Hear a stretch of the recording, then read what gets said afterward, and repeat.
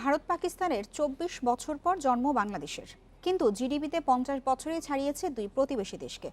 আগে পাকিস্তানকে পেছনে ফেললেও জিডিপিতে এবছরই প্রথম ভারতকে ছাড়িয়ে যাচ্ছে বাংলাদেশ। শুধু ভারত পাকিস্তান নয়, সার্কভুক্ত ৮ দেশের ওপরেই থাকছে বাংলাদেশ। এই তথ্য উঠে এসেছে আন্তর্জাতিক মুদ্রা তহবিল IMF এর ওয়ার্ল্ড ইকোনমিক আউটলুক প্রতিবেদনে।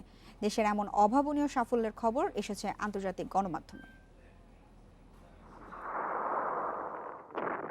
যুদ্ধবিধ্বস্ত স্বাধীন বাংলাদেশের অর্থনীতির যাত্রা শুরু ১৯৭২ সালে।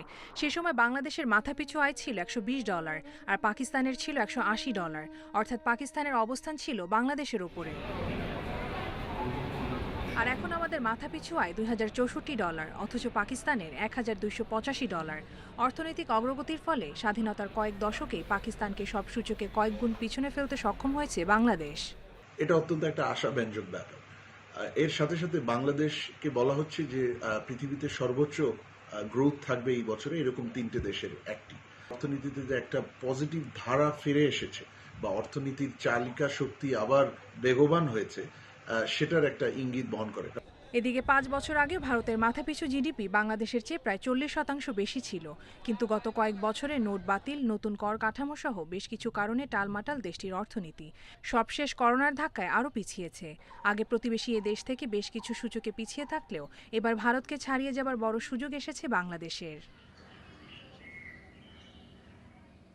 ওয়ার্ল্ড ইকোনমিক আউটলুক প্রতিবেদনের আভাস, এবছর ভারতের মাথাপিছু জিডিপি ১০.৫% কমে $১,৮৭৭ নেমে আসতে পারে, যা গত ৪ বছরের সর্বনিম্ন। আর একই সময় ডলারের হিসেবে বাংলাদেশের মাথাপিছু জিডিপি প্রায় ৪ ভাগ বৃদ্ধি পেয়ে হবে $১,৮৮৮। সে হিসেবে জিডিপিতে প্রতিবেশী দেশ ভারতকে বাংলাদেশ প্রথমবারের মতো ছাড়িয়ে যাবে বলছে IMF। মূলত করোনা মহামারীর কারণে দক্ষিণ এশিয়ার মধ্যে ভারতের অর্থনীতি বেশি ক্ষতিগ্রস্ত হবে বলে মনে করছে IMF। সে তুলনায় করোনার ক্ষতি মোকাবেলায় উল্লেখযোগ্য অগ্রগতির কারণে ইতিবাচক প্রবৃদ্ধি হবে বাংলাদেশের।